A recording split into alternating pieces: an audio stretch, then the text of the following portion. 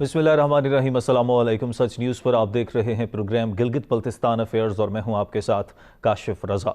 गिलगित बल्तिस्तान के हवाले से हमेशा से हमारी कोशिश रही है कि वहाँ के मसाइल को उजागर किया जाए। न सिर्फ वहाँ के मसाइल को उजागर किया जाए बल्कि जो हुकाम बाला हैं, जो कंसर्न्ड अथॉरिटीज़ हैं, उन तक वहाँ के मसाइल पहुँचाए जाएँ कि वहाँ के मसाइल के हल के लिए क्या किया जा सकता है। गिलगित बल्तिस्तान पाकिस्तान का वो हिस्सा है जो वसाइल से माला माल है और हमेशा से हमने प्रोग्राम्स में भी ये बात की है और कहीं ना कहीं मीटिंग्स में ये बात होती भी है जब भी हुकाम बाला की मीटिंग्स होती हैं कि अगर गिलगित बल्तिस्तान के वसाइल को बरूकार लाया जाए तो न सिर्फ गिलगित बल्तिस्तान बल्कि पूरा पाकिस्तान तरक्की कर सकता है। लेकिन गिलगित बल्तिस्तान हमेशा से एक मसले का शिकार रहा है और सबसे जो अहम मसला है वो आईनी हैसियत का है। इसके हवाले से तो हम बात करेंगे, लेकिन साथ ही साथ हम ये भी बात करेंगे कि गिलगित बल्तिस्तान में जो मंसूबों का आगाज़ होता है उसके बाद एक सबसे ज़्यादा जो क्लैश रहता है कि वफाक की तरफ से तवज्जो नहीं दी जाती, वफाक की तरफ से फंड्स मुनासिब तरीके से जनरेट नहीं किए जाते। और सबसे अहम सवाल ये है जो आज हम पूछेंगे, क्योंकि स्टूडियोज़ में मेरे साथ जो मेहमान शख्सियत मौजूद होंगी वो इसी से रेलेवेंट है, उनसे पूछेंगे कि फ़ंड्स जो मुख्तस किए जाते हैं कि गिलगित बल्तिस्तान में उन फंड्स का बेहतर तरीके से इस्तेमाल होता है। और अब ख़ास तौर पर जब हुकूमत तब्दील हो चुकी है, रिवायत भी रही है कि जो जमात वफाक में होती है वही गिलगित बल्तिस्तान में होती है। पाकिस्तान तहरीक इंसाफ वफाक में है तो गिलगित बल्तिस्तान में भी पाकिस्तान तहरीक इंसाफ ही बरसरे इक़्तिदार है। तो पाकिस्तान तहरीक इंसाफ से ही पूछेंगे कि क्या सूरत हाल हो सकती है, कौन कौन से मंसूबे हैं जिन पर काम करना है। इससे पहले जो बजट मुख्तस किया गया था माली साल का, उसमें क्या रद्दोबदल हो सकती है, आगे जाकर सूरत हाल क्या होगी। क्योंकि मुझे प्रोग्राम में ज्वाइन किया, स्टूडियोज़ में मौजूद हैं जावेद मनावा साहब, मिनिस्टर फॉर फाइनेंस है गिलगित बल्तिस्तान। बहुत शुक्रिया जावेद साहब। सबसे पहले तो सर आपसे जानना चाहेंगे कि गिलगित बल्तिस्तान को लेकर बहुत सारी बातें रही हैं, हम प्रोग्राम्स में भी डिस्कस करते आए हैं कि गिलगित बल्तिस्तान पर वफाक की तरफ से तवज्जो नहीं दी जाती। गिलगित बल्तिस्तान के लिए जो माली साल गुजरा उसमें कितना बजट मुख्तस किया गया था और उसको किस तरह से यूटिलाइज़ किया जाएगा या किया जा रहा है? बिस्मिल्लाहिर्रहमानिर्रहीम। काशिफ, सबसे पहले तो आप दोस्तों का शुक्रिया कि आप लोगों ने इस तरह इस प्लेटफॉर्म से आवाम से मुखातिब होने का मौका फ़राहम किया और एक इंतहाई अहम इशूज़ के ऊपर सताइश के मुस्तहिक हैं आप लोग कि आप लोग इस तरह से डेडिकेटेडली सच टीवी स्पेशली ये काम कर रहा है। जहाँ तक आपने बात की गिलगित बल्तिस्तान जो फेडरल प्रायोरिटीज़ में यकीनन ये एहसास रहा है, सियासी तौर पे भी, मुआशी तौर पे भी, माशरती तौर पे भी हमेशा से ये महसूस किया जाता रहा है गिलगित बल्तिस्तान में के लोगों की तरफ से कि वफाक की प्रायोरिटीज़ में गिलगित बल्तिस्तान उस तरह से फॉल नहीं कर पाया। अब चूँकि नेशनल पाकिस्तान तहरीक इंसाफ की गवर्नमेंट है और सूबे में भी खुदा ने ये मौका फ़राहम किया है कि पाकिस्तान तहरीक इंसाफ की गवर्नमेंट है और प्राइम मिनिस्टर इमरान खान के विज़न के मुताबिक गिलगित बल्तिस्तान में जितना पोटेंशल है उस पोटेंशल को टैप करना है और वो एवेन्यूज़ खोलने हैं जो पहले नहीं खोले गए या उन पे काम नहीं हुआ। रही बात, चूँकि गिलगित बल्तिस्तान छोटा सूबा है और हमेशा से वफाक की ग्रांट पे चलता रहा है, अगरचे हमारे अपने जो रेवेन्यू जनरेशन है उसकी कैपेसिटी कम है, एवेन्यूज़ हैं लेकिन उस अंदाज़ में पॉलिसीज़ को मुवाफ़िक़ नहीं बनाया गया है और या पॉलिसीज़ उस अंदाज़ में बनाई नहीं गई। उसकी बुनियादी वजह जो साबका हुकूमतें यहाँ गुजरी हैं उनकी प्रायोरिटीज़ में गिलगित बल्तिस्तान कहीं मुनासिब दर्जे पे फॉल नहीं करता था। अब हमारी कोशिश है, चूँकि सूबाई गवर्नमेंट हमारे जो लोकल कप्तान हैं, सूबाई कप्तान हैं खालिद खुर्शीद, उनकी क़यादत में हमारी कोशिश सबसे पहले ये है कि वफाक की प्रायोरिटीज़ के अंदर गिलगित बल्तिस्तान को हम खान साहब की विज़न के मुताबिक ऊपर लेके आए हैं और गिलगित बल्तिस्तान के लिए जो खुसूसी शफ़क़त इमरान खान साहब की तरफ से अभी तक दिखाई दे रही है उस पर हम कवी उम्मीद रखते हैं उनसे कि जो एवेन्यूज़ हम दिखाएंगे, जैसे पोटेंशियल सब्जेक्ट्स हैं लाइक टूरिज़म है, हाइड्रो है, फॉरेस्ट है और मिनरल्स हैं, ये वो सब्जेक्ट्स हैं जो गिलगित बल्तिस्तान का तुरा इम्तियाज़ हैं और उनको उस अंदाज़ में पोटेंशली यूटिलाइज़ नहीं किया गया है गिलगित बल्तिस्तान की तामीर और तरक्की में। और एक ग्रांट की एक कॉम्पोनेंट पे गिलगित बल्तिस्तान को चलाया जाता रहा है और इसी रविश को आगे बढ़ाने की कोशिश की जाती रही है हमेशा। हमारी कोशिश बुनियादी तौर पे ये है कि यकीनन जो अभी का निज़ाम व नसक़ है मुआशी तौर पे उसको चलाने के लिए ग्रांट यकीनन ज़रूरी है और बहुत ज़रूरी है, लेकिन वो जो एवेन्यूज़ हैं, जो हमारा तुरा इम्तियाज़ है, जो हमारा पोटेंशल है, हम उसको यूटिलाइज़ करें। अच्छा जावेद साहब, जब भी माली साल का बजट पेश किया जाता है उसमें गिलगित बल्तिस्तान के लिए तजवीज़ पेश की जाती है। जिस तरह से अभी माली साल का बजट पेश किया गया तो ADP की जो शामिल मनसूबे उनके लिए 15 अरब रुपये मुख्तस करने की तजवीज़ पेश की गई थी, जबकि PSDP में जो शामिल 10 मनसूबे थे उनके लिए 10 अरब मुख्तस करने की पेशकश की गई थी। जब भी अब पूरे मुल्क में जब बजट डिसाइड होता है तो बाकायदा तौर पर डिटेल सामने आ जाती हैं, लेकिन गिलगित बल्तिस्तान के लिए जब बजट डिसाइड होता है डिवीज़न किस तरह से होती है, किन किन प्रोजेक्ट्स पर कितना लगाया जाएगा और क्या लगता भी है उस तरह से पिछली हुकूमतें लगाती रही हैं? देखें काशिफ, इसमें बात ये है कि गिलगित बल्तिस्तान एक एंटिटी है फेडरल गवर्नमेंट की और सिंगल एंट्री यहाँ से बजट दिया जाता है और उसको गिलगित बल्तिस्तान कंसोलिडेटेड फ़ंड में पैसे दे दिए जाते हैं। उसके बाद यकीनन गिलगित बल्तिस्तान का अपना मुक़न्नना है, वहाँ का अपना निज़ाम व नसक़ है, वहाँ पे इंतज़ामिया है, वो अब एक निज़ाम के तहत वहाँ की प्रायोरिटीज़ ली जाती हैं। तो वफाक के एम्बिट के अंदर यहाँ पे उनका उस तरह से नज़र आना वो जो है वो एक मुनासिब सी बात नहीं है, क्योंकि हमारा अपना सूबा है, उस सूबे के अंदर हमारा पूरा स्ट्रक्चर है। रही बात जो यहाँ से ग्रांट में पैसे मिलते हैं, यकीनन जिस किस्म का इंफ्रास्ट्रक्चर गिलगित बल्तिस्तान में चाहिए वो उसके लिए यकीनन कम है, क्योंकि टूरिज़म को हम इंटरनेशनली उस अंदाज़ में प्रोजेक्ट करना चाहते हैं थ्रू गिलगित बल्तिस्तान, और उसके लिए यकीनन उस लेवल का इंफ्रास्ट्रक्चर होना ज़रूरी है, उस लेवल की हॉस्पिटैलिटी मैनेजमेंट होना ज़रूरी है। तो उन चीज़ों के लिए यकीनन ये जो ग्रांट है वो बहुत कम है। अगर हम बाकी मानदा सूबों के तनासुब से देखें, आबादी का तनासुब है, जब भी यहाँ पे ग्रांट तकसीम होती है तो हमें जो कमेंट सुनने को मिलता है वो यकीनन यही सुनने को मिलता है कि आपकी आबादी के तनासुब से आपको जो पैसे दिए जा रहे हैं वो ज़्यादा हैं, वो बाकी सूबों से ज़्यादा है। लेकिन यहाँ पे गुजारिश ये है कि गिलगित बल्तिस्तान के वो एवेन्यूज़ जिनके ज़रिए शोकेस करना है पूरे पाकिस्तान की टूरिज़म को, शोकेस करना है मिनरल्स का जो पोटेंशल है गिलगित पूरे पाकिस्तान में, और इसी तरह से मिनरल्स का जो पोटेंशल है उसको अगर हमने शोकेस करना है इंटरनेशनली, तो उसके लिए उसकी रिक्वायर्ड इंफ्रास्ट्रक्चर के लिए गिलगित बल्तिस्तान को प्रायोरिटीज़ में रख के यहाँ से PSDP की मद में और पाकिस्तान लेवल के बड़े प्रोजेक्ट्स की मद में अगर गिलगित बल्तिस्तान को ऊपर लेके आया जाए, तो मैं समझता हूँ, हमारी गवर्नमेंट समझती है कि गिलगित बल्तिस्तान जो है वो यकीनन पाकिस्तान का स्विट्ज़रलैंड बन सकता है और ट्रेड हब बन सकता है गिलगित बल्तिस्तान। अच्छा, जब भी इंतखाबात होते हैं गिलगित बल्तिस्तान के इंतखाबात के हवाले से एक रिवायत रही है कि इंतखाबात के दौरान, इंतखाबात के बाद आगाज़ में इसी तरह की गुफ्तगू होती है टॉक शोज़ में, जिस तरह की हम लास्ट प्रोग्राम में भी हमारे मिनिस्टर मौजूद थे, आप भी बात कर रहे हैं। गिलगित बल्तिस्तान को लेकर पाकिस्तान तहरीक इंसाफ वहाँ पर मौजूद है। Y PTI is the ray of hope for the people of Gilgit Baltistan? पहली की हुकूमतों में क्या मुख्तलिफ था जो आप में मुख्तलिफ है और आप डिफरेंट करेंगे PTI? देखें जी, इसमें रिवायती सियासत से हट के आप अगर इस वक्त एक तायराना नज़र दौड़ाते हैं गिलगित बल्तिस्तान की 9 मुंतखब असम्बली के मेंबरान के ऊपर, तो आपको 70% नए लोग मिलेंगे, और नए लोगों से मुराद, नए लोगों में भी फिर हम जैसे लोग पहली दफ़ा आए हैं, और जिस अंदाज़ में हमने पब्लिक को मोबिलाइज़ किया खान साहब की उस विज़न के तहत, जिस अंदाज़ में वहाँ पे यूथ मोबिलाइज़ हुई, जिस अंदाज़ में रिस्पॉन्ड किया खान साहब के जो उनका विज़न था उसके ऊपर गिलगित बल्तिस्तान की आवाम ने, इट वाज़ रिमार्केबल। और एक नई रे ऑफ होप इसलिए है कि वो रिवायती जो क्रचेज़ हैं, जो रिवायती अंदाज़ सियासत है वहाँ पे, उसको पहली दफ़ा निगेट किया गया गिलगित बल्तिस्तान में, और खुदा करे, हमारी दुआ है खुदा से कि हम उसमें कामयाब हों। तो how it would be different? Because Khan साहब अभी अगर पूरे पाकिस्तान की बात करें तो वो खुद इस चीज़ को एडमिट कर चुके हैं कि we were not ready for this, ठीक है। अब जब नए लोग आ रहे हैं तो गिलगित बल्तिस्तान में क्या नए लोग वो कमाल कर सकेंगे जो बाकी पाकिस्तान में नई जमात कमाल नहीं कर पा रही? मैं गुजारिश में इसमें काशिफ, जो पाकिस्तान में और गिलगित बल्तिस्तान के जो उमूमी खदोखाल हैं उसमें ज़रा सा फ़र्क है। गिलगित बल्तिस्तान एक रोल मॉडल बन सकता है, हम उसको एक पायलट के तौर पर लेके जा सकते हैं। गिलगित बल्तिस्तान में जो रिवायत रही है सियासत की, उसमें रखा गया, आपको स्पेसिफ़िक रखा गया है कि आप जो वफाक से ग्रांट मिलती है उसी के अंदर रह के आप बाकी एवेन्यूज़ को टैप ना करें। अब चीज़ों से प्रीवियस गवर्नमेंट्स जो हैं वो didn't think out of the box, तो गिलगित बल्तिस्तान को बहुत दूसरे मॉडल्स पे लेके आने की ज़रूरत है, जिसमें पब्लिक प्राइवेट पार्टनरशिप है, जिसके अंदर फॉरेन इन्वेस्टमेंट को लेके आया जा सकता है, यहाँ की लोकल इन्वेस्टर्स को अट्रैक्ट किया जा सकता है। और उसके अलावा मैंने जैसे पहले गुजारिश की कि वो 4 बुनियादी जो पोटेंशियल एरियाज़ हैं गिलगित बल्तिस्तान में, जो कि हमारा तुरा इम्तियाज़ हैं, ان کے اوپر اگر صحیح معنوں میں ہم کام کر سکیں تو یقیناً جو میں نے گزارش کی کہ انپریسیڈنٹڈ ہوگا، غیر روایتی، وہ اس لیے کہہ رہا ہوں میں کہ یہ وہ 4 محکمے ہیں جن کے اندر اگر کام کیا جا سکے 3 طرح سے کام کیا جا سکے۔ سب سے پہلے تو پالیسی لیول پہ پالیسیز کو بنایا جائے، ان کو موافق بنایا جائے۔ ہماری پالیسیز یا تو نہیں بنی ہوئی ہیں، اگر بنی ہوئی ہیں تو موافق نہیں ہیں۔ اس کے بعد اس کی ایگزیکیوشن اور اس کی جو ایڈمنسٹریٹو میئرز اس کے اوپر جو لینے ہیں وہ نہیں لیے گئے ہیں روایتی طور پہ۔ اب ہماری کوشش یہ ہے کہ ہم اس کو ایڈمنسٹریٹولی امپلیمنٹ کریں۔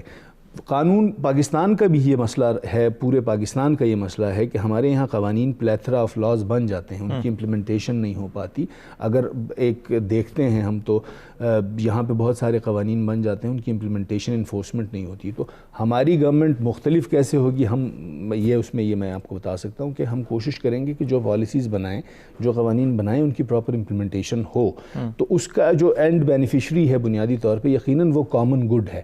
تو عوام کی فلاح جو ہے وہ یقیناً اسی کے تھرو ہے۔ تو مختلف ہم یہی کرنے جا رہے ہیں کہ جو پوٹینشلز ہیں ان کو ٹیپ کریں، اس کے اوپر پالیسیز انڈیجنس لیول پہ بنائیں، لوکل لیول پہ بنائیں، اس کو کوشش کریں کہ جہاں جہاں جو کوریڈورز آف پاور ہیں گلگت بلتستان کے حوالے سے، وہاں پہ ہم اچھی ایڈوکیسی کر سکیں، اچھی طرح جا سکیں، وہاں پہ آرگومنٹس ہمارے کنونسنگ ہوں۔ چونکہ ہمارا جو ڈائریکٹ فنڈنگ سورس ہے اپ ٹل ناؤ وہ یقیناً وفاق ہے، تو ہمیں ہر چھوٹی بڑی چیز کے لیے وفاق آنا پڑتا ہے۔ تو یہاں پہ ہم اپنا جتنا اچھا ہمارا ورکنگ ریلیشن شپ بنتا ہے تو اس انداز میں ہماری جو آپ نے بات کی کہ مختلف کیا ہوگا، تو مختلف یہی چیزیں۔ اچھا، ابھی تک 1 ماہ سے زائد کا وقت گزر چکا ہے، ابھی تک کیا پیش رفت ہوئی ہے تمام تر چیزوں میں؟ دیکھیں، اس میں الیکشنز ہمارے جو نومبر میں جو ہمارے حالیہ انتخابات ہوئے، اس کے بعد سے ابھی تک چیزوں میں جو ورکنگ ریلیشن شپس ڈیولپ کی جا رہے ہیں وفاق کے اندر، ہم سب یہاں پہ اسی لیے ہیں۔ اور جس انداز میں جس طرح میں بنیادی طور پہ پرانی حکومتوں کو کوسنے کا عادی نہیں ہوں، لیکن اگر آپ حقیقت میں دیکھیں تو جو ہماری گزشتہ حکومت گزری ہے نون لیگ کی، وہاں پہ انہوں نے صرف امیج بلڈنگ پہ کام کیا۔ اچھا، اس پر میں آتا ہوں، مجھے بریک لینی ہے، بریک کے بعد گفتگو کا سلسلہ یہیں سے آگے بڑھائیں گے اور ہمارے ساتھ رہیے گا۔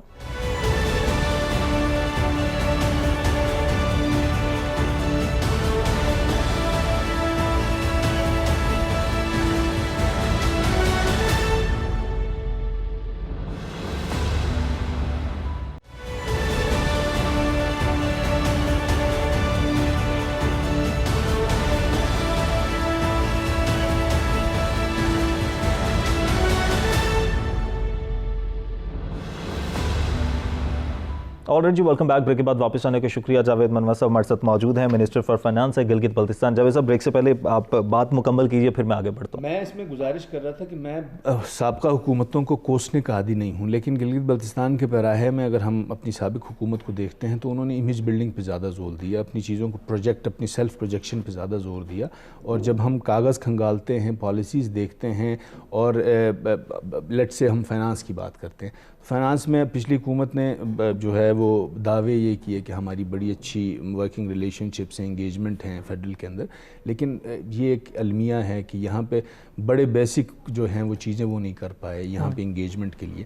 تو اس انداز میں ہماری کوشش اب یہ ہے کہ تھرو لیگل فریم ورکس جو ہیں جہاں بھی انگیجمنٹس رکھی جائیں، تو یہ پچھلے 1 مہینے کے اندر ہم کوشش کر رہے ہیں کہ جن جن چیزوں کے اوپر پالیسیز بنی ہوئی ہیں، جن جن چیزوں کے اوپر گائیڈ لائنس موجود ہیں، ان کو پہلے کنسالیڈیٹ کیا جائے۔ اس کے بعد ہم دیکھ رہے ہیں کہ کن سیکٹرز کے اندر اور کن شعبوں کے اندر قانون سازی ریکوائرڈ ہے، اور اس پہ بنیادی قانون سازی۔ تو اس میں ہم ابھی صرف فریم ورک تیار کر رہے ہیں، بنیادی طور پہ ایک خاکہ تیار کر رہے ہیں، اور ہم عجلت سے کام نہیں لے رہے ہیں۔ اس میں ایڈمنسٹریٹو ایکشنز یقیناً ہو رہے ہیں، ہمارے جو صوبائی کپتان ہیں وزیر اعلیٰ صاحب، ان کی قیادت میں، تو انشاءاللہ حقیقتاً گلگت بلتستان میں تبدیلی آپ لوگوں کو کتنا وقت آپ کہیں گے لگ سکتا ہے؟ کیونکہ پی ٹی آئی کا یہ رہا ہے وتیرہ کہ وہ کوئی نہ کوئی ٹائم فریم ضرور دیتے ہیں، جی 100 دن میں یا 1 سال میں۔ گلگت بلتستان میں کب تک یہ فریم ورک تیار ہو جائے گا؟ کوئی آپ بھی کوئی ٹائم پیریڈ دیں گے؟ میں اس میں گزارش یہ کروں کہ گلگت بلتستان نہیں بلکہ پورے پاکستان کے اس نظام کے اندر اور جمہوری نظام کے اندر، پارلیمانی نظام کے اندر جس قسم کی چیزیں ہیں، اس میں اس طرح کی ٹائم لائنز دے دینا، وہ بھی میڈیا پہ بیٹھ کے، اور پھر بعد میں اس کو ریبرٹ کرنا، اس کو وہاں سے یو ٹرنز لینا، وہ ایک بنیادی عنصر ہے اس ہمارے سسٹم قسم کا، جو کہ میں نہیں سمجھتا کہ کوئی موافق چیز ہے۔ ہماری کوشش پوری ہے اور ہماری جس سمت میں، جس ڈائریکشن میں اس وقت ہم جا رہے ہیں، انشاءاللہ قوی امکان ہے کہ جلد کریں۔ اچھا، آئینی حیثیت سب سے اہم مسئلہ رہا ہے گلگت بلتستان کا، اتنے برسوں گزر چکے ہیں اور ہمیشہ سے ہر حکومت کی طرف سے یہ بات کی جاتی ہے۔ ابھی خان صاحب نے اس بات کی یقین دہانی بھی کروائی کہ گلگت بلتستان کو آئینی حیثیت ملے گی، لیکن بہت ساری جگہوں پر یہ بات کر دی جاتی ہے جی آئینی حیثیت نہیں ہونے کی وجہ سے بہت سارے مسائل حل نہیں ہو پاتے، ڈیلے آ جاتا ہے۔ Is that so? دیکھیں جی، یقیناً جب تک آپ کانسٹیٹیوشنل ایمبٹ میں نہیں ہوتے ہیں، آپ اس انداز میں گردانے نہیں جاتے ہیں حصہ، تو اس میں یہ چونکہ یہ مسئلہ جو ہے یہ کوئی 70 72 73 سال پرانا مسئلہ ہے، اور یہ ایک طرح سے ہر حکومت کو، ہر آنے والی حکومت کو ورثے میں ملتا ہے۔ لیکن پہلی دفعہ میں اس میں گزارش یہ کروں کہ اپارٹ فرام میری ایفیلیشن پی ٹی آئی کے ساتھ ہے، لیکن اگر آپ پورا جو کرونالوجی ہے اس کی، ہمارے کانسٹیٹیوشنل رائٹس کی، اس میں یہ دیکھتے ہیں تو آپ کو پہلی دفعہ یہ نظر آتا ہے کہ جتنا سیریسلی اس گورنمنٹ میں ٹیک اپ ہوا ہے کانسٹیٹیوشنل رائٹس کا ایشو، یعنی فیڈرل کیبنٹ کے ایجنڈا پہ متواتر دفعہ یہ چیز ڈسکس ہوئی، اس کے بعد اس کی موڈیلٹیز پہ گئیں، اس کے بعد اس کو لے کے جایا گیا جو اسٹینڈنگ کمیٹی ہے آن نیشنل سیکیورٹی، اس کے اوپر لے کے جایا گیا، وہاں پہ ڈسکس ہوا، اب اس کی موڈیلٹیز پہ جایا جا رہا ہے۔ تو یقیناً پرنسپلی ایک چیز اب ایگری ہے کہ ہم جو ہیں وہ عبوری آئینی صوبہ بننے جا رہے ہیں، تو یقیناً اس کی موڈیلٹیز جو ہوں گی اس کے اندر، ابھی نئی حکومت ہماری آئی ہے، ہماری بھی کوشش ہے، ہمارا بھی انپٹ اس میں ہوگا، اور عوام اب یہ امید رکھ سکتی ہے چونکہ ایک چیز پرنسپلی ایگریڈ ہے، اس کی موڈیلٹیز طے ہو رہی ہیں، تو انشاءاللہ عبوری آئینی صوبہ بن جائے گا۔ اچھا، گلگت بلتستان کے حوالے سے اگر ہم ایجوکیشن سیکٹر کی بات کریں تو وی ریئلی اڈور دیٹ کہ پورے پاکستان میں سب سے زیادہ لٹریسی ریٹ گلگت بلتستان میں ہے۔ اس کے باوجود ایجوکیشن کو لے کر ایجوکیشن سیکٹر میں کن مشکلات کا مسائل کا سامنا رہتا ہے؟ اگر ہم کرونا کی بات کریں تو کرونا کے دوران on line education system Pakistan میں زیادہ انٹروڈیوس کروایا گیا، لیکن وہاں پر بہت سارے انفراسٹرکچر کے معاملات کے ساتھ الیکٹریسٹی کے انٹرنیٹ کے معاملات رہے۔ کن سیکٹرز کو مسائل کا سامنا ہے اور ان مسائل کو کس طرح سے ایڈریس کیا جائے؟ دیکھیں، میں نے پہلے گزارش کی کہ گلگت بلتستان بنیادی طور پہ یقیناً جو مسائلستان بنا رہا ہے اس کو جس لینس سے بھی آپ دیکھیں، آپ نے ایجوکیشن کی بات کی، آپ ہیلتھ کی بات کر لیں، آپ باقی انفراسٹرکچر، میں یہاں پہ بھی ایک بڑی چھوٹی سی گزارش کروں کہ 2006 سے گلگت بلتستان کے اندر جو ایجوکیشن اور ہیلتھ کے اندر جو ڈیولپمنٹ انفراسٹرکچر ڈیولپ ہوا ہے، وہاں پہ ابھی تک جو ہے ہیومن ریسورس ڈپلائی نہیں ہوا، باوجود وہاں کے ان کے جو جس انداز میں پی سی فورز اپروو کروانے تھے، چونکہ بعضی چیزوں کی کنکرنس بازے نہیں بلکہ فیڈرل فائنانس سے اس کی کنکرنس لینی پڑتی ہے، تو اس وجہ سے انفراسٹرکچر تو ڈیولپ ہو گیا، اسکولز بن گئے، لیکن اس کے اندر ٹیچر تعینات نہیں ہیں، اس کا سپورٹ سٹاف تعینات نہیں ہے۔ تو ہماری جو پہلی پرائیورٹیز ہیں اس میں ایجوکیشن اور ہیلتھ سیکٹر دونوں کے اندر ہماری کوشش ہے کہ ابھی جو ایگزسٹنگ انفراسٹرکچر ہے اس کے اندر ہیومن ریسورس ڈپلائی کیا جائے فوراً، اور تاکہ ہم لے کے آ سکیں اوپر۔ لیکن ان تمام جو مسائل ہیں ان کے باوجود گلگت بلتستان کا لٹریسی ریٹ ابھی بہت اچھا ہے باقی ماندہ پاکستان کی نسبت، اور ابھی بھی ہم ٹھیک جا رہے ہیں اس پہ، لیکن اس گورنمنٹ کی پرائیورٹیز کے اندر ایجوکیشن اور ہیلتھ جو ہے وہ ٹاپ پرائیورٹیز میں ہے۔ ٹھیک ہے۔ اچھا جاوید صاحب، اگر ہم وہاں پر منرلز اینڈ مائنز کی پالیسی کے حوالے سے بات کریں تو ہمیشہ شوز میں بھی مختلف مہمان شخصیات آتی ہیں تو اس بات کو ہائی لائٹ کرتی ہیں، اینالسٹ آتے ہیں، جرنلسٹ آتے ہیں کہ منرلز اینڈ مائنز کے حوالے سے پالیسیز بنانے کی ضرورت ہے، اس پر کس طرح سے کام؟ دیکھیں، اس میں نے پہلے گزارش کی کہ منرلز جو ہیں وہ گلگت بلتستان کے ان پوٹینشیل سبجیکٹس میں ہیں۔ اس سے پہلے یہ ہوتا رہا ہے کہ جو ٹوریزم تھا، ہائیڈرو تھا، ٹمبر تھا اور منرلز تھا، یہ کونسل کی لیجسلیٹو لسٹ میں تھے، ان کے اوپر قانون سازی کا اختیار انڈائریکٹلی وفاق کے پاس ہی تھا۔ اب چونکہ جو ہمارا government of Gilgit Baltistan order 2018 ہے، اس کے مطابق یہ 3 محکمے ڈیوالو کر دیے گئے، ان میں سے منرلز، فارسٹ اور ٹوریزم، یہ صوبے کو ڈیوالو ہو گئے، آلدو جو پاور ہے یا ہائیڈرو ہے وہ اسٹل ریسٹ ود جی بی کونسل۔ تو ان 3 محکموں کے اندر ان میں سے منرلز جو ہیں، گلگت بلتستان کے اندر قدرت نے وہ جو انمول ذخائر دیے ہیں قیمتی پتھروں کی شکل میں، انڈسٹریل سٹونز کی شکل میں، انڈسٹریل منرلز کی شکل میں، تو ان کے اوپر یقیناً پالیسیز یا تو ناپید ہیں، نہیں ہیں، پالیسیز اگر بنی ہوئی ہیں تو ان کی ایگزیکیوشن جو ہے وہ نہیں ہو رہی ہے۔ تو اس میں جو لوکل سٹیک ہولڈرز ہیں، جتنا وہاں کا پوٹینشیل ہے اور پھر اس کو کس انداز میں ہم فارن انویسٹر کو اٹریکٹ کر سکتے ہیں، اس کے اوپر پالیسیز اور گائیڈ لائنز بنانے کی ضرورت ہے، پھر قانون سازی کی طرف جانے کی ضرورت ہے۔ تو ہماری پرائیورٹیز کے اندر میں نے پہلے گزارش کی کہ یہ 4 محکمے ہیں، ان کے اندر منرلز بھی فال کرتا ہے۔ تو لیکن چونکہ ایمرجنسی کی بنیاد کے اوپر اگر ہم عملی اقدامات تیز کرتے ہیں تو یقیناً پہلے ہیلتھ کی پرائیورٹیز ہیں، ایجوکیشن کی پرائیورٹیز ہیں، لائک وائز پھر ٹوریزم ہے، اور پھر منرلز ہیں، اور پھر فارسٹ ہے۔ تو انہی کے ذریعے ہم نے اپنے ریونیو کے نئے ایونیوز کھولنے ہیں، تو اس میں یقیناً ہماری پرائیورٹیز میں منرلز ڈپارٹمنٹ فال کرتا ہے۔ ٹھیک ہے، بریک لیتے ہیں، بریک کے بعد واپس آئیں گے، پالیسیز کے حوالے سے بات کریں گے، کچھ ٹوریزم کو ڈسکس کریں گے، اور سی پیک کے حوالے سے بھی بات کریں گے۔ بریک کے بعد ہمارے ساتھ رہیے گا۔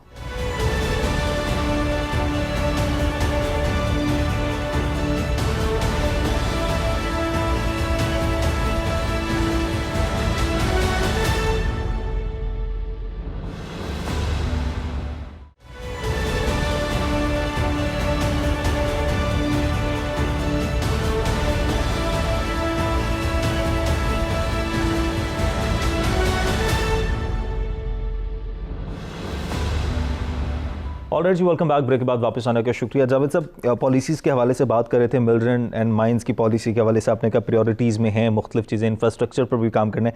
اب کیا سمجھتے ہیں، ہمیشہ یہ بات ہو جاتی ہے پالیسیز ہیں، پھر کیا پالیسیز ہوں گی، کیا ہونی چاہیے، ابھی تک لیک کیا رہا ہے؟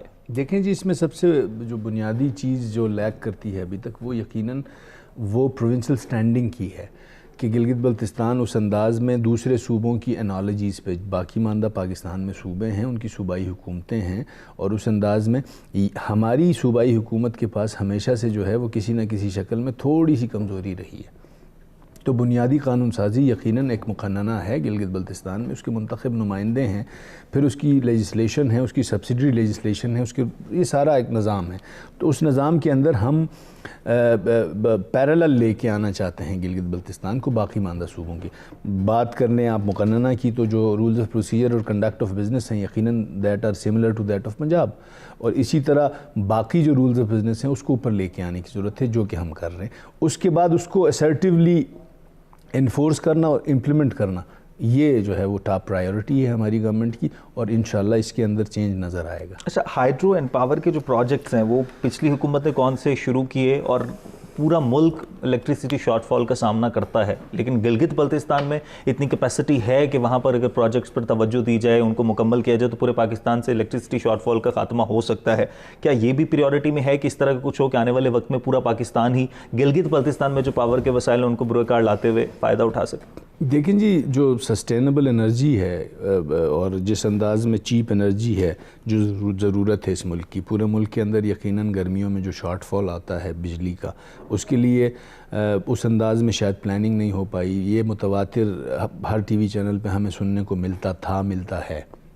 تو گلگت بلتستان میں جو آئیڈینٹیفائڈ پوٹینشل ہے پاور سیکٹر میں ہائیڈرو جنریشن کا، وہ آئیڈینٹیفائڈ پوٹینشل تقریباً 55,000 میگا واٹ کا ہے، وچ اس کو ٹیپ تو کیا گیا ہے، لیکن اس کو امپلیمنٹ کرنے کے لیے، اس کو ایگزیکیوٹ کرنے کے لیے ریکوائرڈ فنڈز، اس میں یقیناً فارن انویسٹر کو اٹریکٹ کرنے کے لیے، اس کو ڈائریکٹ ان کے ساتھ چیزیں کرنے کے لیے گلگت بلتستان گورنمنٹ کے پاس وہ لیگل مینڈیٹ موجود نہیں تھا۔ اب میں نے گزارش کی کہ جو میں بار بار بات کر رہا تھا کہ پالیسیز کو، تو ہماری کوشش یہی ہے کہ وہ اس طرح کا نظام دیا جائے کہ ساورن گارنٹیز کے لیے بورڈز بنیں، اور نظام جو ہے گلگت بلتستان کی حکومت کو یہ چیزیں ڈیوالو ہوں۔ ایک سپروائزری رول یا ایک سپورٹنگ رول فیڈرل ضرور پلے کرے۔ وہ ایونیوز کھولے جا رہے ہیں، ہماری کوشش ہے کہ ہم کھلوائیں۔ وہ جو پوٹینشل موجود ہے اس کو ٹیپ کرنے کے لیے، اس کو ایگزیکیوٹ کرنے کے لیے، انرجی کا جو کرائسس پورے ملک میں ہے اس کو ایڈریس کرنے کے لیے، اس کو کم کرنے کے لیے یقیناً گلگت بلتستان ہی ہب ہے۔ تو پچھلی گورنمنٹس میں بھی یقیناً اس کے اوپر کام ہوئے ہیں، لیکن اس انداز میں عملی طور پہ عملی اقدامات جو ہیں وہ نظر نہیں آتے، اور لیک کلاسٹرنگ جو ایٹیٹیوڈ رہا ہے پچھلی گورنمنٹس کا ٹورڈز گلگت بلتستان، وہ میں نے پہلے گزارش کی کہ پرائیورٹیز میں کسی نچلے نمبر پہ فال کرتا رہا ہے، ورنہ پچھلے 5 سال کے اندر اگر وہ پاور پروجیکٹس انیشیٹ ہوتے اور ایگزیکیوٹ ہو کے تکمیل کے مراحل میں ہونے چاہیے تھے۔ کچھ پروجیکٹس ہیں وہ بھی سست روی کا شکار ہیں. اس کے لیے جو ریکوائرڈ ایلوکیشن آف فنڈز ہیں فرام دا فیڈرل گورنمنٹ پچھلی ادوار میں وہ بڑے کم رہے, جس کی وجہ سے ابھی گلگت بلتستان خود 60,000 میگا واٹ بجلی کی کیپیسٹی جو ہے وہ آئیڈینٹیفائڈ پوٹینشیل رکھتے ہوئے سردیوں کے موسم میں, سردیوں میں سب سے زیادہ لوڈ شیڈنگ جو ہے وہ گلگت بلتستان میں ہوتی ہے. اس کی بنیادی وجہ یہ ہے کہ ہماری ٹوٹل ریلائنس جو ہے وہ ہائیڈرو جنریشن کے اوپر ہے, اور سردیوں میں جب بھی جو ہے درجہ حرارت نقطہ انجماد سے نیچے گر جاتا ہے تو ہمارے وہ جو دریا ہیں جو سپورٹ کرتے ہیں ہمارے ٹربائنس کو چلنے میں وہ جم جاتے ہیں, یا وہاں پانی کم ہوتا ہے. جب لوئسٹ ایب پہ ہوتا ہے تو یقیناً اگر ہماری کیپیسٹی 60 میگا واٹ کی ہے تو وہ نیچے ڈیٹوریٹ کر کے آ جاتی ہے 10 میگا واٹ پہ. یہ مثال دے رہا ہوں میں آپ کو. تو اس طرح سے اب چیزوں کو اس انداز میں پالیسیز لے کے آنے کی ضرورت ہے کہ جو رن آف دا ریور پروجیکٹس ہیں, اور بہت سارے پروجیکٹس ابھی پائپ لائن میں ہیں, ان کو ایگزیکیوٹ کرنا ہے. میں نے پہلے گزارش کی کہ عجلت میں ایگزیکیوشن نہیں, چیزوں کو سمجھ کے چیزوں کو ٹیک اپ کر کے پھر آگے جو ہے وہ چلایا جائے. سی پیک کے کچھ ثمرات ملیں گے گلگت بلتستان کو یا مل رہے ہیں؟ دیکھیں جی, اس میں سی پیک میں پھر وہی گزارش پہلے کی کہ سابقہ حکومتوں کو نہیں کوسنے کی ہم نے قسم کھائی ہوئی ہے, لیکن پھر بھی ہمیں کوسنا پڑتا ہے. سی پیک کا جو انیشیل فیز تھا یقیناً وہ پچھلا ٹینیور تھا. اس ٹینیور کے اندر باوجود ہماری جو صوبائی حکومت تھی وہ حکام بالا کو فیڈرل کے اندر اس انداز میں کنونس اپنے جو وفاقی آقا تھے ان کو نہیں کر سکے وہ, جس وجہ سے ہمیں لگتا ہے کہ سی پیک کے ثمرات نظر نہیں آئے. لیکن ابھی ہماری کوشش یہ ہے کہ چند پروجیکٹس ایسے ہیں جن کو ہم سی پیک کے اندر انکارپوریٹ کروانا چاہ رہے ہیں, ہماری کوشش بھی ہے. تو یقیناً سی پیک کا گیٹ وے ہے گلگت بلتستان, اس کے ثمرات انشاءاللہ ملیں گے. اور جہاں تک بات ہے اکنامک زون کی, تو وہ پچھلی گورنمنٹ سے نہیں ہوا تھا. اس گورنمنٹ نے جو ہے سی پیک میں انکارپوریٹ کروایا ہے گلگت بلتستان میں اکنامک زون. تو اس سے یقیناً گلگت بلتستان کی جو معاشی صورتحال ہے وہ بہت بہتری کی طرف جائے گی. پہلی دفعہ آپ کو ایک نیا سیکٹر ملے گا گلگت بلتستان کی عوام کو, انڈسٹریل سیکٹر. ہمارے پاس ہماری ٹوٹل ریلائنس اس وقت جو ہے وہ صرف پبلک سیکٹر جابز کے اوپر ہی ہے. ہمارے پاس انڈسٹریل سیکٹر نہیں ہے, ہمارے پاس پرائیویٹ سیکٹر نہیں ہے, ہمارے پاس ڈیولپمنٹ سیکٹر نہیں ہے. تو گلگت بلتستان کے لیے جو ہے وہ انشاءاللہ اچھی خبریں ہیں. اچھا, tourism is the only way جہاں سے لوگ وہاں پر انکم بھی جنریٹ کرتے ہیں, وہاں کے لوگوں کا ذریعہ معاش ٹورزم سے جڑا ہوا ہے. کرونا کی وجہ سے ٹورزم کافی متاثر ہوا, لیکن اس سے پہلے کی اگر بات کی جائے اور اب کی بات کی جائے تو خان صاحب کی بھی پریورٹیز میں رہا ہے ٹورزم کے پالیسیز لے کر آئیں گے. ٹورزم کی پہلے کیا پالیسیز تھیں اور ٹورزم کی پالیسیز میں کیا آپ چاہتے ہیں کہ تبدیلیاں آپ سمجھ رہے ہیں کہ یہ ہوں گی یا ہم کریں گے اور یہ ہوتی ہیں تو پھر مزید فائدہ ہو سکتا ہے؟ دیکھیں, ماضی میں ٹورزم کو کبھی انڈسٹری کا درجہ ہی نہیں دیا گیا گلگت بلتستان میں نا. ٹورزم کو اس انداز میں دیکھا ہی نہیں گیا کہ گلگت بلتستان ٹورزم کے ذریعے نہ صرف اپنے معاملات پورے کر سکتا ہے بلکہ پاکستان کو بھی دے سکتا ہے. تو پہلی دفعہ جو ہمارے وزیر اعظم عمران خان صاحب ہیں, ان کے ویژن میں پرائمریلی پورے پاکستان کے حوالے سے وہ ٹورزم کی لینس سے دیکھتے ہیں. اس کی عملی جو مثال ہے ہمارے سامنے کے پی کے اندر جس طرح پروموٹ ہوا ٹورزم اور اس انڈسٹری کو جس انداز میں اپ گریڈ کیا گیا, اوپر لے کے آیا گیا, اب ریونیوز جو ہے وہ جنریٹ کیے جا رہے ہیں. تو کچھ چیزوں کے اندر یقیناً کے پی کی جو پالیسیز ہیں ان سے ہمیں استفادہ حاصل کرنا ہوگا. کچھ چیزیں ریپلیکیٹ کرنی ہوں گی گلگت بلتستان میں وچ ریکوائرس جو فیڈرل کی سپرویژن, اور اس میں ہم لگے ہیں. یقیناً ہماری جو کابینہ ہے ان چیزوں کے اوپر کام کر رہی ہے اور عملی اقدامات کے بعد چیزیں ہم ڈسکلوز کریں گے. It's too early, let things flow کے چیزوں کے اوپر. لیکن میں نے آپ کو پہلے گزارش کی کہ یہ وہ سیکٹر ہے جس نے گلگت بلتستان کو اٹھانا ہے. تو ٹورزم سے کتنا ریونیو جنریٹ ہوتا ہے عموماً, اور متاثر بھی بہت ہوا ہے کووڈ کی وجہ سے بھی, نہ صرف پاکستان میں بلکہ ورلڈ وائڈ ٹورزم کا جو سیکٹر ہے وہ متاثر ہوا ہے. لیکن ٹورزم سے کتنا ریونیو جنریٹ ہوتا ہے یا کیا جا سکتا ہے؟ میں یہی گزارش کر رہا ہوں آپ کے کہ آپ کو یہ خوشگوار نہیں بلکہ عجیب حیرت ہوگی کہ گلگت بلتستان میں سابقہ حکومتوں نے اس ٹورزم کو کبھی ٹیپ کرنے کی کوشش ہی نہیں کی گئی. ہمارے نان ٹیکس ریونیوز جو ہیں وہ ٹورزم ڈپارٹمنٹ کے بہت منیمم ہیں اس وقت. اگرچہ ہم اس سے بہت ساری چیزیں لے سکتے ہیں اور اس کو اس پوری مارکیٹ سرکولیشن جو ہے وہ ٹورزم کے پیسے سے ہی کی جا سکتی ہے. لیکن یہاں پہ یہ بتانا ہی کافی مشکل ہے کہ ٹورزم سیکٹر کو اس انداز میں دیکھا ہی نہیں گیا ہے. ادروائز یہ وہ ایونیو ہے جس کے ذریعے ہم اپنے معاملات چلا سکتے ہیں. لیکن ایٹ پریزنٹ ابھی جو پچھلی گورنمنٹ کے جو ریونیو جنریشن تھی ٹورزم میں وہ نہ ہونے کے برابر تھی. रोड इंफ्रास्ट्रक्चर और टूरिज्म इंटरलिंक्ड है? यकीनन इंटरलिंक्ड हैं।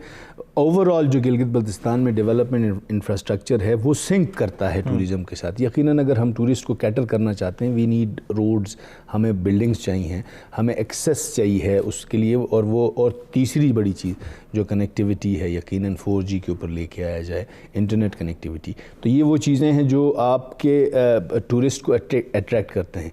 अभी पिछले साल की जो आदाद शुमार हैं कोरोना से पहले के, उसके मुताबिक अराउंड 1.6 मिलियन डोमेस्टिक टूरिस्ट जो हैं वो उनका इन्फ्लक्स रहता है, सीजनल टूरिस्ट। लेकिन उनको कैटर फॉर करने के लिए जो इंफ्रास्ट्रक्चर है वो उस लेवल का नहीं है, उसको अपग्रेड करना है। और बुनियादी चीज़ यकीनन हमारी जो कोशिश होगी कि जितना हमारा डेवलपमेंट इंफ्रास्ट्रक्चर डेवलप हो इस टूरिज़म की मद में, उसको हम एनवायरनमेंट सेंसिटिव रखने की कोशिश करें। अच्छा, ये तो टेक्निकल एस्पेक्ट की बात होगी टूरिज़म को लेकर। टूरिज़म के हवाले से क्या इस तरह के मसाइल का भी सामना रहता है पाकिस्तान में कि टूरिज़म के हवाले से लोग एजुकेटेड नहीं हैं? गिलगित के लोगों की बात अगर ना की जाए तो यहाँ के जो लोकल टूरिज़म से ताल्लुक़ रखने वाले लोग हैं, वो जिस तरह से हम इंडोनेशिया की बात करें या मलेशिया की बात करें तो वहाँ पर टूरिज़म फ्रेंडली पॉलिसीज़ हैं, बहुत सारी पाबंदीज़ नहीं लगाई जाती जब फॉरेन टूरिस्ट आता है। तो यहाँ पर इस तरह की कुछ पाबंदियाँ होती हैं? देखिए जी, इसमें यकीनन क्लासिफाइड करने की ज़रूरत है। क्लासिफिकेशन है टूरिज़म की, एडवेंचर टूरिज़म अलग है, रिलीजियस टूरिज़म अलग है, उसी तरह से हमारी जो लोकल टूरिज़म है तो उसकी क्लासिफिकेशन देखने की ज़रूरत है। और गिलगित बल्तिस्तान के अंदर यकीनन कल्चरली हम गिलगित बल्तिस्तान के लोग और वहाँ की सोसाइटी, बड़ी कल्चरल कर्टिसीज़ वहाँ मौजूद हैं। जो हॉस्पिटैलिटी और एम्बियंस जो देनी है वो उसकी ज़रूरत है। और रही बात बहुत सारी चीज़ों पे पाबंदियों की, तो वो यकीनन एक सी सोसाइटी है पूरे पाकिस्तान में, तो जो चीज़ें जिस अंदाज़ में चल रही हैं उसमें सिर्फ कैटर फॉर करने के लिए यकीनन एक अच्छा इंफ्रास्ट्रक्चर देना है, वहाँ पे एक कंड्यूसिव एनवायरनमेंट देना जो कि मौजूद है। वो लोग जिनका रोज़गार टूरिज़म से वाबस्ता है और इस तरह की वबा आती है, कोई भी सिचुएशन होती है और टूरिज़म की वजह से उनका रोज़गार रुक जाता है, तो उनके पास ऑल्टरनेट ऑप्शंस हों, इसके लिए क्या प्लानिंग्स होंगी? देखिए, इसमें ये मतलब सेकंड फेज़ की चीज़ें हमारी, मैंने गुजारिश की कि हमारी जो प्रायोरिटीज़ हैं उसके अंदर उसको हमने प्लान किया हुआ है कि इमीडिएट मेजर्स कहाँ लेने हैं, उसके बाद हमने प्लानिंग करनी है मीडियम टर्म की, उसके बाद लॉन्ग टर्म की प्लानिंग। ये जो आप गुजारिश कर रहे हैं, आपने जो अभी बताया कि वो हमारे लॉन्ग टर्म प्लान के अंदर मौजूद है कि अल्टरनेट्स पे जाया जाए। तो अभी तो यकीनन हमने हमारा जो इकोनॉमिक सिस्टम है उसको सबसे पहले तो रेस्क्यू करना है, उसके बाद मीडियम टर्म प्लान करेंगे चीज़ों को एडमिनिस्ट्रेटिवली, और लॉन्ग टर्म प्लानिंग के अंदर यकीनन हमें चाहिए होंगी लेजिस्लेशन और पॉलिसी शिफ्ट, तो वो हमारी लॉन्ग टर्म प्लानिंग में मौजूद है। अच्छा, ट्रेड की पॉलिसी के हवाले से भी कुछ कहिएगा। बिज़नेस कम्युनिटी को लेकर बहुत सारी मुश्किलात का सामना रहता है, बहुत सारे वो लोग जो बिज़नेस से वाबस्ता हैं या ट्रेड करते हैं उनको बहुत सारी पॉलिसीज़ के हवाले से प्रॉब्लम्स फेस करना पड़ती है। देखिए जी, हमारे पास जो हमारे सोर्सेज हैं इनकम के गिलगित बल्तिस्तान में, वो 3 ही सेक्टर्स हैं। उसमें प्राइमरीली अगर हम सर्विस उस पर जाते हैं तो हमारे पास पब्लिक सेक्टर है। जब हम बात करते हैं जी कि हॉस्पिटैलिटी और इस तरह की सर्विसेज पे, तो उसमें हमारे पास टूरिज़म है जो कि अभी फ्लरिश कर रहा है। और तीसरी चीज़ हमारे पास एक है वो लोकल ट्रेड है। लेकिन कोरोना की वजह से, कोविड-19 की वजह से पिछले 1 साल से हमारा जो क्रॉस बॉर्डर ट्रेड है विद चाइना वो बंद पड़ा है। तो हमारी तकरीबन 40 से 45% आबादी जो है रिलायन है चाइना की ट्रेड के ऊपर। तो हमारी भी अब कोशिश है हम जहाँ जहाँ एडवोकेसी कर सकें, जिस फोरम पे हमारी आवाज़ उठती है, और आपके चैनल के तवस्सुत से भी हम ये बताना चाहते हैं कि इसको वो उमूमी माहौल फराम करके जो इक़दामात उठाने हैं फेडरल गवर्नमेंट को, वो उठा के इस ट्रेड को जो है वो रिज्यूम किया जाए, उसको बहाल किया जाए। तो हमारी कोशिश हुकूमत की सतह पे, सूबाई हुकूमत की सतह पे जहाँ जहाँ हम इंगेज कर सकें हम कर रहे हैं और हम उसमें लगे इंशाल्लाह। अच्छा, पिछला जो दौरे हुकूमत रहा पिछली जमातों का, एक वहाँ के जो लोग हैं, लोकल्स हैं, ख़ास तौर पर जब भी बात होती है फ्रूट प्रोसेसिंग यूनिट के हवाले से भी बात की जाती है, और भी इसी तरह के बहुत सारे मसाइल होते हैं। इन पर ये आपकी लॉन्ग टर्म पॉलिसीज़ में है या फर्स्ट प्रायोरिटीज़ में? देखें, हमारी मीडियम टर्म पॉलिसीज़ के अंदर हमारे जो चीफ़ मिनिस्टर साहब हैं वो उनकी जो खुसूसी जो तवज्जो है इस वक्त वो टूरिज़म सेक्टर को अपग्रेड करने के ऊपर, और फिर इस तरह की इंडस्ट्री PPP जो मॉडल है, पब्लिक प्राइवेट पार्टनरशिप के मॉडल के ऊपर इन्वेस्टमेंट्स गेज करें, जिसके अंदर हमारी फ्रूट प्रोसेसिंग, हमने सिर्फ जो अगर हम एक सिर्फ चेरी की मिसाल ले लेते हैं, 12,000 मेट्रिक टन जो है वो چیری پروڈیوس ہوتی ہے، لیکن ہم اس کو اس انداز میں پورٹری نہیں کر سکتے ہیں آگے.